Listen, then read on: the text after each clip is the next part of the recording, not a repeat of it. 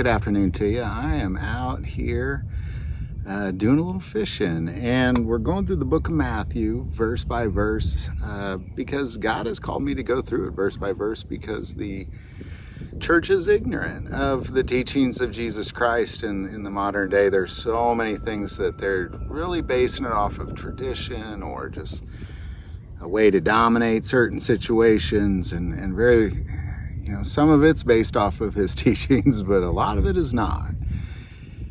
So we're called to go through it, and we're in the very beginning where we're seeing the genealogy of Jesus Christ, and we've hit this place that I think often leaves a lot of people kind of scratching their heads, and it's definitely an important part of it. And there's some deep insight into this, so we're just going to pick it up where we left off. Matthew 1, starting verse 2. Abraham begot Isaac, Isaac begot Jacob, and Jacob begot Judah and his brothers.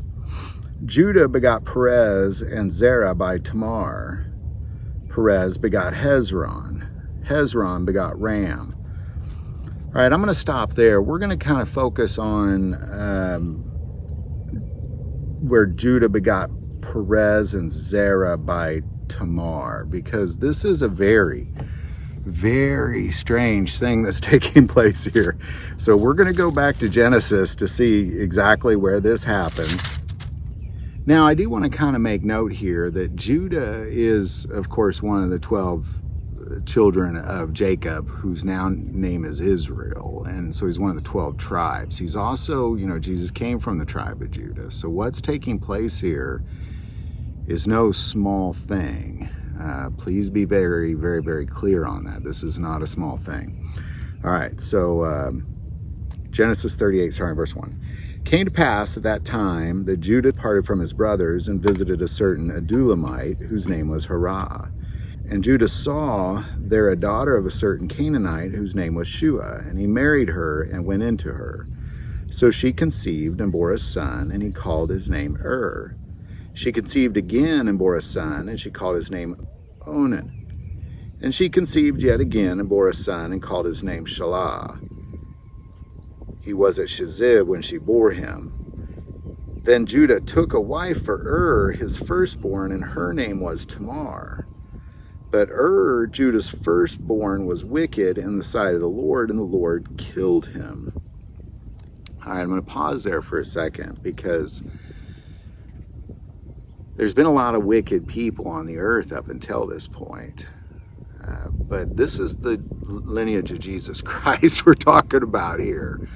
So whereas in, has that birthright of being the firstborn, he is wicked, so God kills him. But it is Tamar, his wife, that then really kind of holds that lineage, so to say. So let's keep going here. And Judah said to Onan, go into your brother's wife and marry her, and raise up an heir to your brother.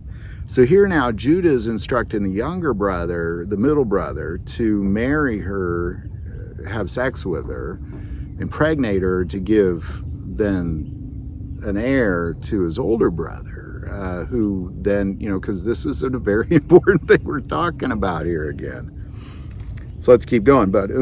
But Onan knew that the heir would not be his, and it came to pass when he went into his brother's wife that he emitted on the ground, lest he should give an heir to his brother. And the thing which he did displeased the Lord, therefore he killed him also.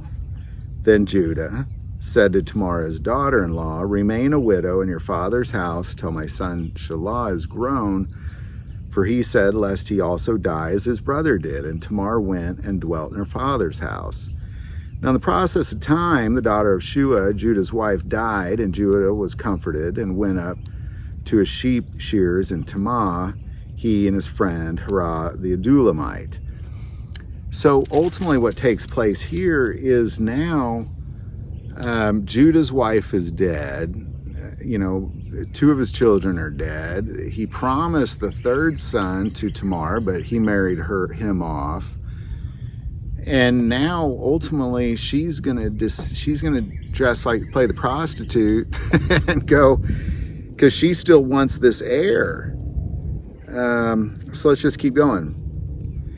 And it was told Tamar, saying, look, your father-in-law is going up to Timnah to shear his sheep. So she took off her widow's garment, covered herself with a veil, and wrapped herself, and sat in an open place, which was on the way to Timnah. For she saw that Shelah was grown, and she was not given to him as a wife. When Judah saw her, he thought she was a harlot, because she had covered her face. Then he turned to her by the way and said, please let me come in to you, for he did not know that she was his daughter-in-law. So she said, what will you give me, that you may come in to me? And he said, I will send you a young goat from the flock. And she said, will you give me a pledge till you send it? Then he said, what pledge shall I give you? So she said, your signet cord and your staff that is in your hand. Then he gave them to her, and he went into her, and she conceived by him. And then she gives birth to twins, which are named Perez and Zerah. So when Judah begot Perez and Zerah by Tamar, what that means was that this was going to happen whether the wicked people got out of the way or not. And ultimately, Judah was still the lineage through Tamar. Tamar who was chosen.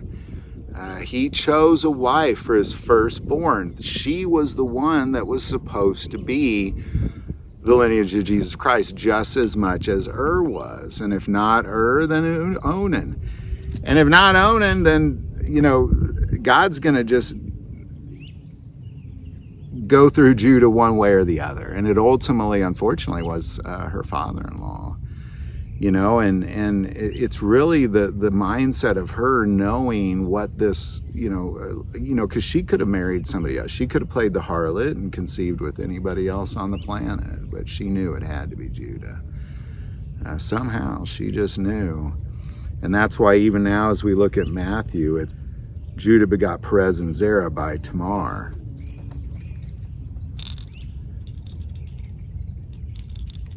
So, I think I'm going to try this little crankbait guy. We have to, I want to kind of make a couple notes here that I didn't even really think about until I was out here having this conversation. But what you have is you ultimately have, it's caught up. God showing that who you marry is important. Wives are important. So many times people are getting married and divorced, and it's just one thing.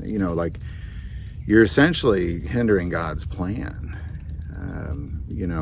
for your life.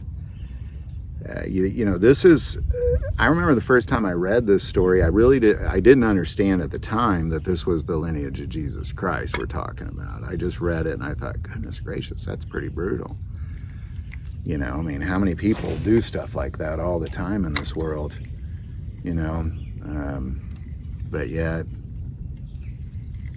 they didn't just drop dead, God is not going to let you just sin and keep on sinning, of course.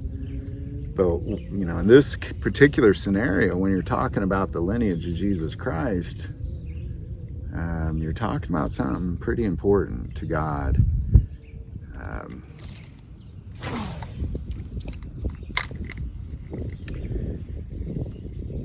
And he's going to get his way one way or the other. How tragic is this for Judah, his family? And it's devastating. The whole thing's kind of gross. Both his sons and he had sex with her. It's really not often you see in the Bible them talking about what happened to a guy's semen.